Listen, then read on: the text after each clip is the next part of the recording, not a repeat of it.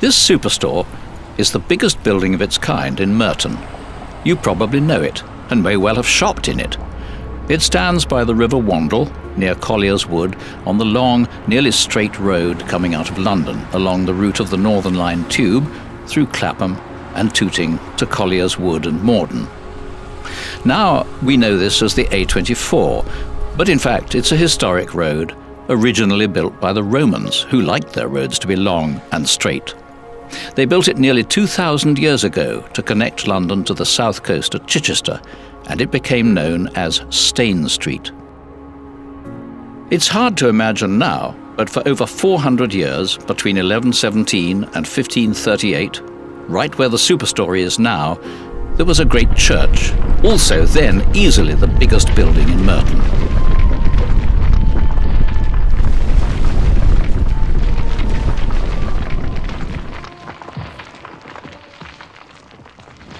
If you know Westminster Abbey, or any of the great cathedrals in England, like Canterbury or York, which were themselves once abbeys as well, then you can imagine what kind and size of building it was. It was called Merton Priory. A priory, or an abbey, they're more or less the same thing, was a monastery, a place where monks lived a life of prayer and devotion. It wasn't just a church, though, but many other things.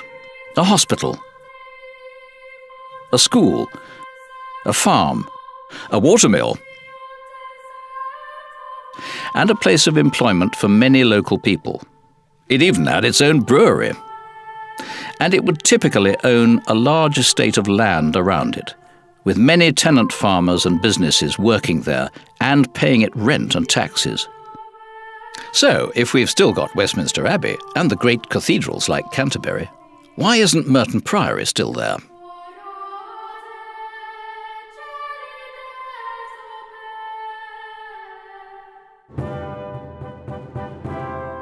It's all down to this man, King Henry VIII, who nowadays is most famous for having 6 wives. When these churches were first built, England's religion was Roman Catholic, of which the Pope in Rome was the head. Henry wanted to change all this and create a Church of England of which he was the head. So, nearly 500 years ago, in 1537, he abolished the Roman Catholic monasteries, took over their wealth and property, and closed many of their great buildings. This was called the Dissolution of the monasteries. He put one of his chief ministers, Thomas Cromwell, in charge. Many of the biggest monastic churches were kept and became cathedrals of the Church of England, iconic buildings we all know and admire today. But the buildings around them where the monks lived and worked were closed and left to fall down. Some of the smaller abbey churches became parish churches in the bigger towns, but most of the others were abandoned. Many remain today as picturesque 500-year-old ruins, like Tintern in Wales. But Merton Priory was different. The church wasn't just left to fall down, but deliberately taken apart, stone by stone, timber by timber, lead sheet by lead sheet, and carried by horse and cart to a village about 4 miles away, to be used in the construction of Henry's vast new palace, called Nonsuch, so called because there was nothing like it. Only the foundations of the priory remained, and they soon became buried and forgotten.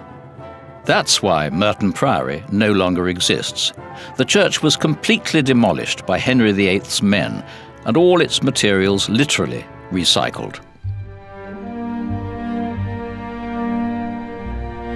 In the 500 years since then, all kinds of development took place where it once stood. Houses, factories, shops, roads, and even a railway right on top of it. Only its ghost was left above ground. A beautiful stretch of its boundary wall remains to remind people it was once there, which you can still see between the superstore and Collier's Wood station. And there are other tantalizing little bits of the wall in a nearby street called Station Road. You'd think they were just part of the garages which trade there, but 500 years ago the canons of Merton would have known them well. Next door at Merton Abbey Mills, too, the Colour House Theatre is built of flint in the same style as the medieval wall, and many historians believe that it, too, was one of the priory buildings.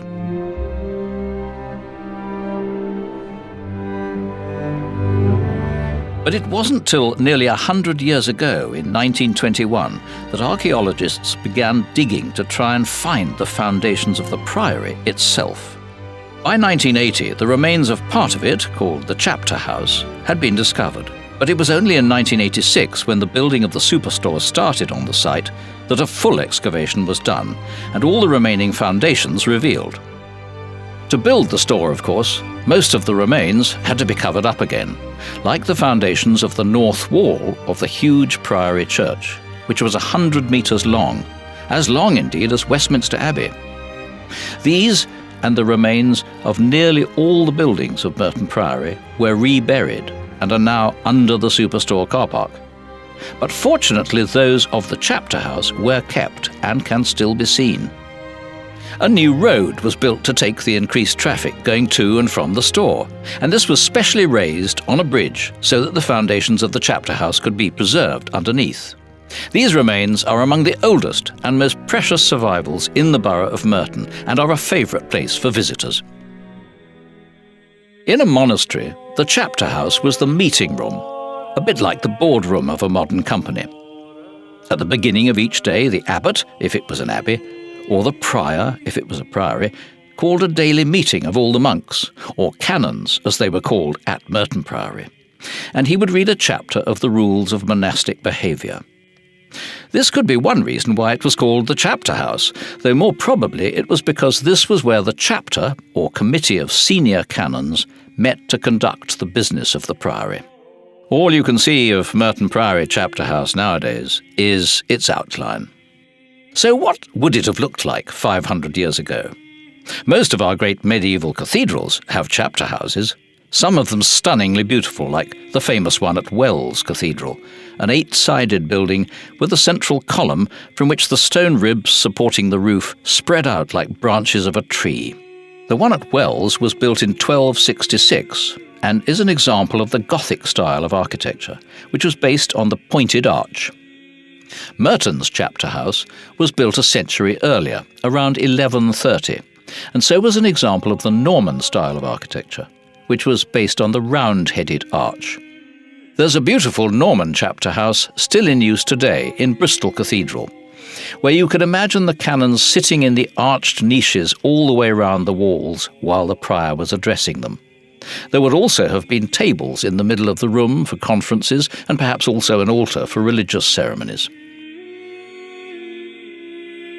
At first, Merton's Norman Chapter House was rectangular, like the one at Bristol, but a century later it was enlarged at the east end with a curved wall known as an apse. So perhaps it looked more like another great Norman Chapter House, the one at Durham Cathedral, which has just such an apse. So although we know from archaeology how big Merton Priory was, we can only guess from many surviving examples all over the country how it might have looked.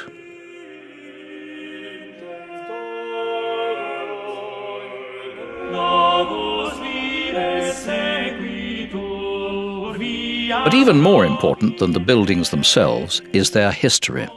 For Merton was not just another monastery. During its 400 years, it was frequently visited by the kings of England, and it became known as a centre of learning. One of the most famous names in the Middle Ages was Thomas Becket, who was born in 1120 and became King Henry II's Chancellor or Chief Official. As a boy, Becket had been educated for 2 years at Merton Priory, and he used his influence with the king to finance the building of the Priory Church's great nave. Becket later became Archbishop of Canterbury, and after quarrelling with Henry, was famously murdered in 1170 by the king's knights on the steps of his cathedral's altar. 45 years later, the unpopular King John is known to have stayed at least twice at Merton Priory. In 1215, when he was at war with his rebel barons, he came there to issue letters of safe conduct to them in London, inviting them to meet him at Runnymede, a field by the Thames between Staines and Windsor. This was where he agreed to the terms of Magna Carta, the famous document concerning individual freedom that has had such an important influence ever since on the constitutions not just of Britain, but of the United States and many other countries. Several copies of Magna Carta were given out at the meeting at Runnymede, and though there's no evidence to prove it, it's quite possible these copies might have been made at Merton Priory, which was one of the nearest places with a large scriptorium, or writing school. King John died just a year later in 1216, and he was succeeded by his son Henry III. Henry was then only 9 years old, so one of the chief nobles, William Marshal, became regent, and in 1217 he negotiated a peace treaty at Kingston with the barons and their ally Louis, the son of the King of France. The party gathered afterwards at Merton Priory, no doubt in the chapter house, which was where important business was conducted. And then, just 19 years later, in 1236, another key event in English history took place at Merton Priory. Henry III held a parliament there, the first of its kind, at which the first law in the English law book was drawn up. One of the king's chief officials, Walter de Merton, was strongly associated with Merton Priory. Indeed, he was probably educated there too. He established a college at the nearby village of Malden, and in 1274 he moved it to Oxford. This became known as Merton College, and since it was the original model for collegiate life in Oxford and Cambridge, Walter de Merton could be called the father of English universities. Throughout the Middle Ages, Merton Priory continued to be hugely influential as a centre of learning and constitutional affairs. King Henry III had his own private quarters there.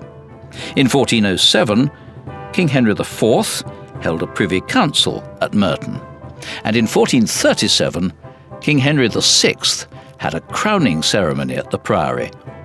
It was another Henry, Henry VIII, who finally had it knocked down 100 years after that.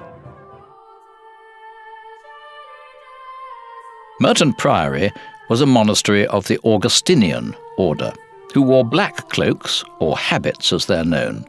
Merton was an Augustinian priory, just as were today's cathedrals of Southwark, Oxford and Bristol, and these great buildings nowadays can give us a very good idea of what Merton Priory must have looked like. Unlike them, though, there's very little of Merton Priory left to see, but what there is a fascinating relic.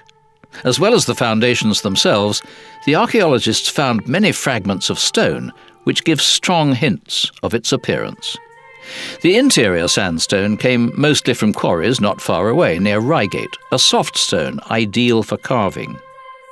The harder stone, used for the exterior, came mainly from Caen in Normandy, but for some purposes the very dense and heavy so-called Purbeck marble was used, brought all the way from Dorset. This stone comes up a beautiful black when polished, as you can see to this day in the columns of Salisbury Cathedral. So no doubt Merton Priory was a magnificent site in its prime. Part of the foundations of other buildings of the Priory were discovered too, particularly the great church itself and the infirmary where the monks cared for the sick. Both these buildings had gardens attached. It's planned soon to create a physic garden on the site of the infirmary cloister, growing the herbs and plants the Merton canons would have used to treat the sick. Over 800 burials were found by the archaeologists in the various cemeteries on the Priory site, over 30 of which were under the floor of the chapter house itself. Most of the bodies would have been buried in shrouds or wooden coffins, but the priors themselves would have had coffins carved out of solid lumps of limestone. The chapter house of Merton Priory is an extraordinary and unexpected piece of heritage, especially where it is, under a modern main road, in the car park of a huge modern superstore, and next to a pylon, 2 fast food restaurants, a hotel, a fitness club, and several high-rise blocks of flats. But its surreal situation reminds you that history is everywhere under our feet. And the history of Merton Priory is right up there in importance with many other much better known sites. So when you next travel along Merton Way, try to imagine what this place looked like 500 years ago. A great church standing on a peaceful river in rolling countryside. History is everywhere beneath our feet, even here under an ordinary main road in Collier's Wood, SW19.